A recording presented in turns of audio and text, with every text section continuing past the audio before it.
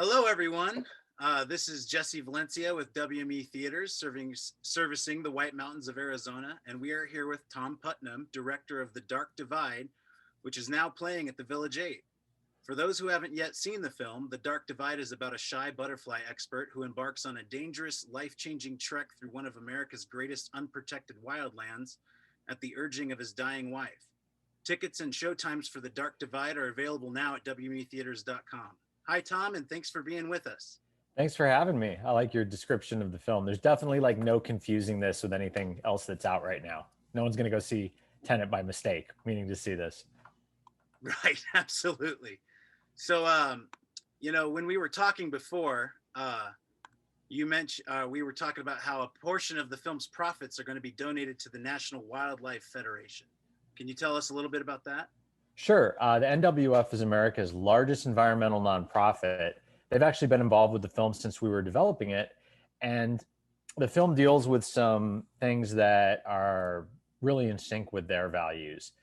They have a program called Green Hour that encourages people to spend an hour a day outside for their mental health. That's a big theme in our film, is the healing power of nature.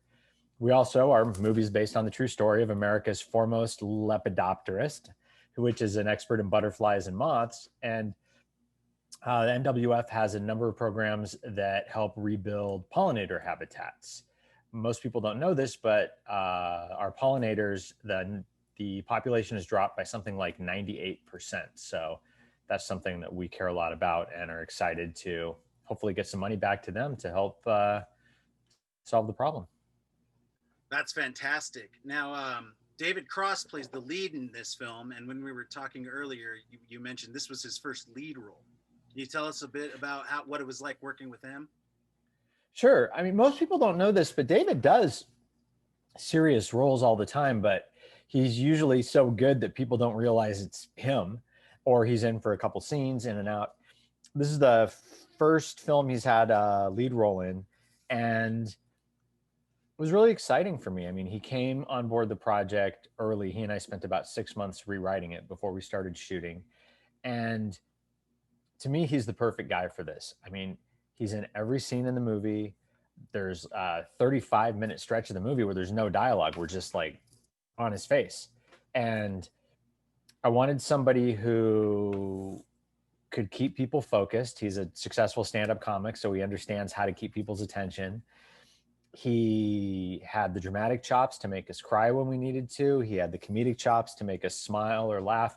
And I think most importantly to me, he brings out a really human side of the character. And there's all these moments that I love in the film where he makes me feel like, wow, that's how I would react if I was in that situation. You know, I think we live in a world where when you think of an adventure film or an action film, you're used to like some big muscle bound guy who a tree could fall on, I guess, and he'd be fine. Like with David's character, every scene you're thinking, wow, he's like me. I don't know if he would make it out of this alive. And I love that about him. Wow. Now, do you have a favorite memory from production, like while you were on set? Yeah. For me, it was one of the few days that we weren't like out in the wild in the middle of nowhere. So David Cross plays Robert Pyle, who's a real person. It's his true story. And Debra Messing plays his wife, Thea Pyle. And Thea died of ovarian cancer. And Bob came to the set, and it was a day that we were filming with both of them. It was a very emotional scene. And we're shooting inside the house, and then Bob was outside of the house watching from a distance on a little field monitor. And he didn't say much, and I kind of kept watching him out of the corner of my eye, and he had a really strange expression on his face. And so eventually when we had a break, I went over to check on him and see if he was okay. And he just sort of gave me this look I've never sort of seen from anybody else, and just said, "Thank you for letting me see my wife one more time." And that was definitely my like best day on this film. And then after that, he got to meet Debra, and she had done so much research for the film. She talked to Tia's kids, had done a ton of research about ovarian cancer. Some of the jewelry and outfits she wears in the film were Tia's. So she really became that character. So to then watch Bob and her like hug and talk and connect was, to me, like that made the 10 years it took to make this movie totally worthwhile. Powerful. And I'm sure that comes across in the film. Yeah, Deborah and David, they feel like a couple that's been married 25 years, and all the like good things and the bad things that come with that. There's scenes where they argue, and it almost feels like a documentary, or like we shouldn't be there. So I don't know like how actors do what they do. It always seems like magic to me. And they're two people who definitely, they just have magic. Most of their scenes are actually done in one, sometimes two takes. And we went into it knowing that, and we kind of shot them almost like a documentary, where our job was to just move around and capture those moments with them. And hopefully that comes across in the performances. Wow. Now, I forgot to ask this before, but what is one of your favorite memories of seeing a movie in a movie theater? Oh, wow. Nobody's ever asked me that. Oh, really? Yeah. Well, great place for it.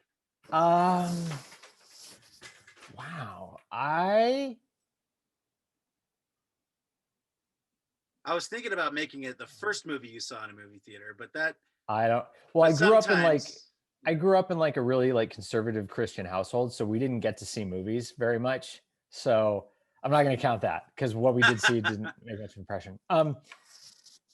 For me, I think, one that was a favorite was, of all things, Dirty Rotten Scoundrels with Steve Martin. Yeah. I just remember seeing that movie, and I was young, I was a kid, and I kind of knew I wanted to make movies. And I just remember laughing so hard in that movie that like my face and stomach hurt. And I just remember how amazing that felt, and thinking, wow, that seems amazing, that I can walk into a room and a complete stranger can make something that makes me laugh so much that like I can't stop myself from laughing. And I definitely started thinking a lot about comedy and what kinds of movies I wanted to make after seeing that. Wow, that's awesome. Let's see. Is there anything else you'd like to say to our moviegoers in the White Mountains? We made this film to be an experience. You definitely feel like you spend 6 weeks in this amazing wilderness that most people won't get a chance to go to. It's very rugged, very isolated, very dangerous. And I'm just so excited it's playing in your theater. It's just meant to be seen in an experienced on a big screen with the Dolby surround sound. And I'm a little jealous. I'm in LA and there's no theaters open here. So I hope people will come. One of the reasons we were excited to partner with you and show the movie with you is we've been really careful about the theaters we're playing the film in. We're obviously, like everybody, we're very concerned about COVID. Mm-hmm. And your theater was taking such strong precautions and limiting audiences, and had all the PPE in place, that we really felt good about that. And it's actually a great time to go see a movie, because you're not going to be in a crowded audience and you're not going to be sitting near anybody. And it's a heck of a lot safer than going to the grocery store right now. So, I hope people see it and enjoy it. We're also partnered with the Arizona Wildlife Federation, a little closer to home for you. And they're doing some amazing work. So, we're excited to get the word out about the film, but also leave people with a reminder about the role of nature in their lives and our duty to protect it. And for people who see it and want to know more and want to get involved, they can go to darkdividefilm.com and hook up with organizations that feel the same way they do. Wow. Thank you so much, Tom. And for those watching, The Dark Divide, directed by Tom Putnam and starring David Cross and Debra Messing, is now playing at the WME Village 8. I'm Jesse Valencia, and thank you for tuning in to WME Movie Bites. Thanks, Jesse. Thank you, Tom.